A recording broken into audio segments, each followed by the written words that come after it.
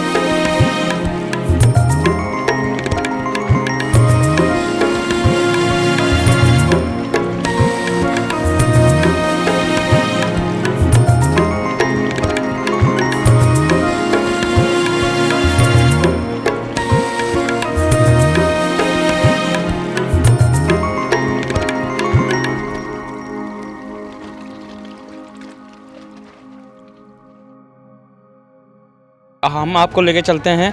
जो बाग है वो कई साल पुराना बाग है KV1 का।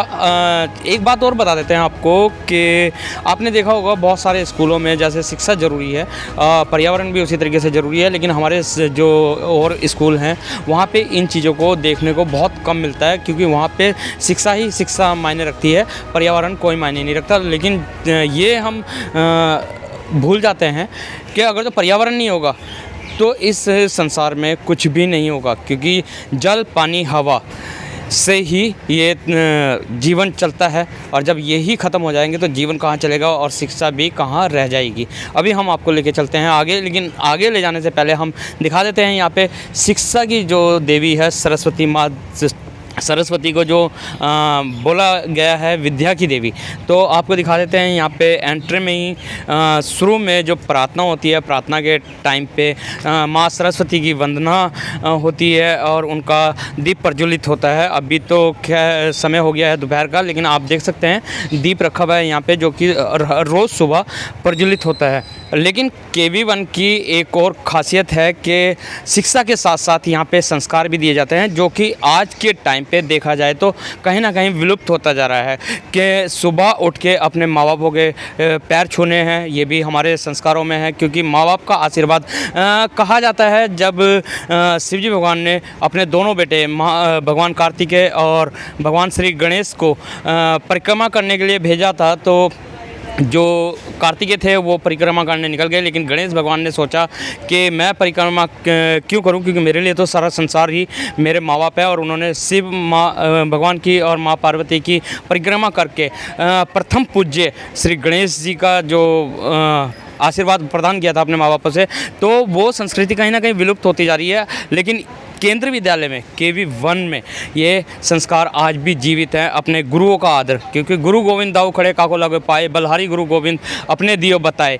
तो कहने का मतलब है कि एक तरफ तो भगवान खड़े हुए हैं, दूसरी तरफ गुरु खड़े हुए हैं। तो भगवान बच्चा पूछता है कि मैं पहले किसके पैर छूऊं, तो बच्चे ने निर्णय लिया मैं पहले गुरु के पैर छूँगा, क्योंकि मुझे भगवान तक जाने का रास्ता मेरे गुरु ने दिखाया। तो ये शिक्षा भी यहाँ पे संस्कारों के माध्यम से दी जाती है। और इस स्कूल के जो प्रिंसिपल हैं BK त्यागी जी, वो इतने अच्छे से इन स्कूल को चला रहे हैं KV1 को, कि इसकी जो सुंदरता है वो देखते ही बनती है। अभी हम आपको लेके चलते हैं आगे बाग में, वहाँ पे फ्रूट्स के पेड़ भी लगाए गए हैं और बहुत ज़्यादा फूल के, जैसे कि अभी ये एंट्रेंस है KV1 का, तो यहाँ पे आपको दिखा देते हैं फूल हैं। माँ सरस्वती की हमने आपको दिखाई है कि सुबह वंदना में माँ सरस्वती का दीप प्रज्वलित होता है और कितने अच्छे तरीके से इसे सुशोभित किया हुआ है गमले द्वारा। अभी हम आपको लेके चलते हैं आगे और भी दिखाते हैं।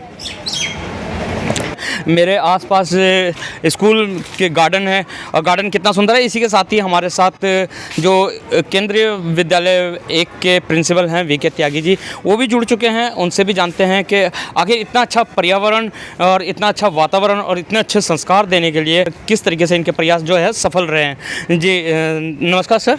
नमस्कार सर, सबसे पहले तो हम जानना चाहेंगे कि और स्कूलों में ये चीज़ें नहीं देखने को मिलती है कि संस्कार और पर्यावरण की जो आपने एक ट्विनिंग बनाई है, एक उसका कॉम्बो लेके चले हैं, तो किस तरीके से आपने इस चीज़ को पूरा किया है?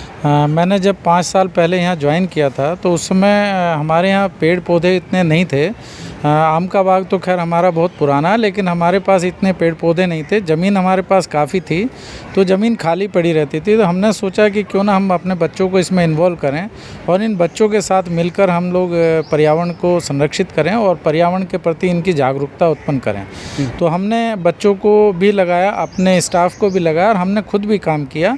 और आज उसका रिज़ल्ट ये है कि हमारे पास जो है 3 गार्डन, फ्रूट गार्डन हैं, जिनमें तरह तरह के फ्रूट्स हैं और बहुत हरा भरा हमारा जो कैंपस है। इतना अच्छा कैंपस है कि सभी देखकर ये कहते हैं कि बहुत सुंदर कैंपस है। और करीब हमने 3000 के करीब यहाँ पर पेड़ पौधे हमने लगाए हैं, चारों तरफ हेज लगाई है और सुंदरता के लिए हमने बहुत सारे फूलों के पौधे भी हमने यहाँ पर लगाए हैं। जी सर, एक चीज़ और देखने को मिली है आपके KV1 में कि आपने जो संस्कृति है हमारी, उसको भी ज़िंदा रखा हुआ है। जो संस्कार हैं हमारे कि सुबह उठ के माँ बापों के पैर छुओ, अपने गुरुओं का आदर करो, गुरुओं के पैर करो, आते जाते को प्रणाम करो। तो देखा गया है कि और स्कूलों में ये चीज़ें नहीं जल्दी से देखने को मिलती है, क्योंकि पश्चिमी सभ्यता रह गई है, good morning, good evening, good afternoon. तो सर, आपने किस तरीके से इस वातावरण को कायम रखा है?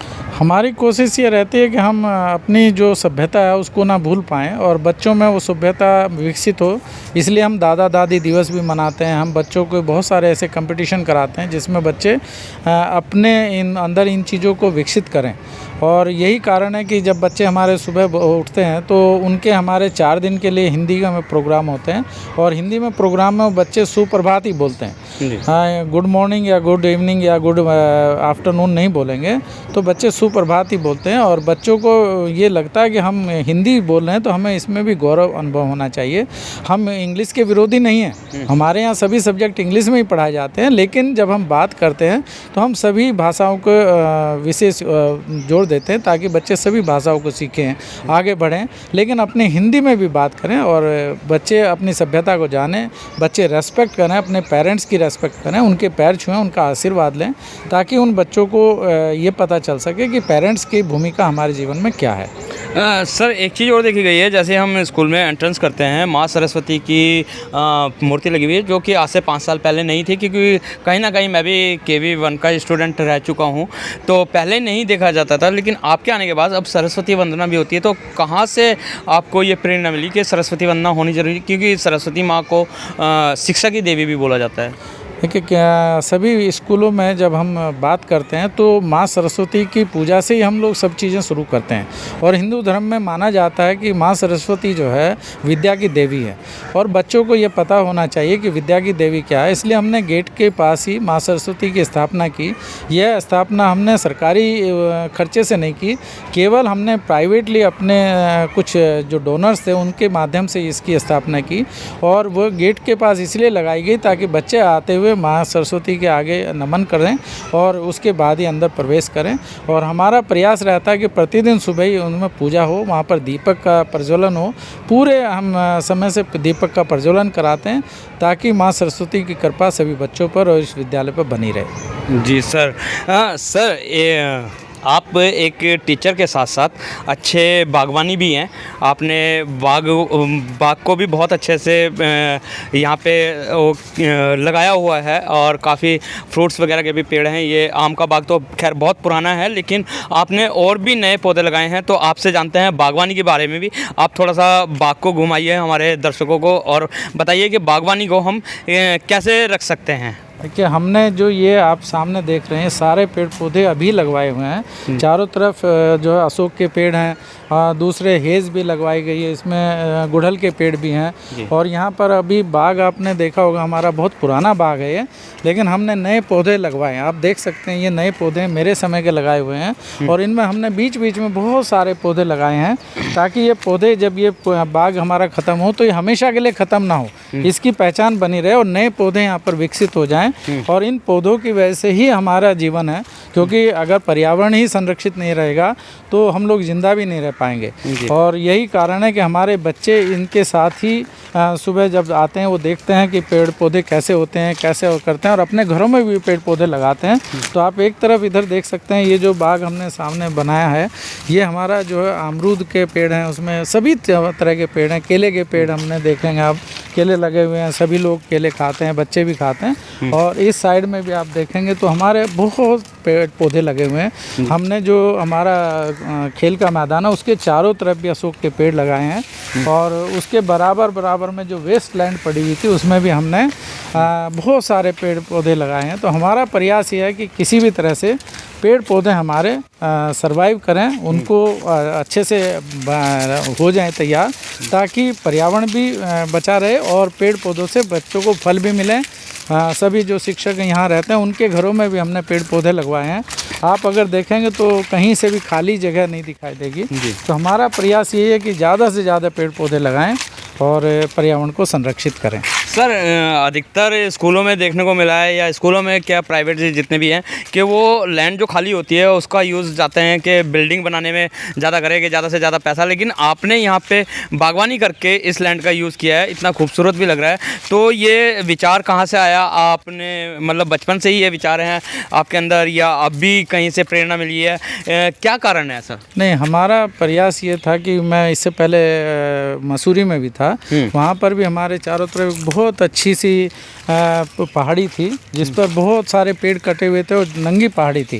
तो हमने वहाँ भी बहुत सारे पेड़ पौधे लगाए, पेड़ों को कटने से बचाया और उसका रिजल्ट ये रहा कि आज वो हरी भरी पहाड़ी है। सर, ये केले के आपने लगाए हुए हैं पेड़, ये कौन सा केला है, कौन सी प्रजाति है ये केला बहुत अच्छी क्वालिटी का है। आप देखेंगे तो इधर सामने जो लगा हुआ केला, उसको आप देखेंगे बहुत बड़े बड़े केले हैं और बहुत अच्छी सुंदर प्रजाति है ये।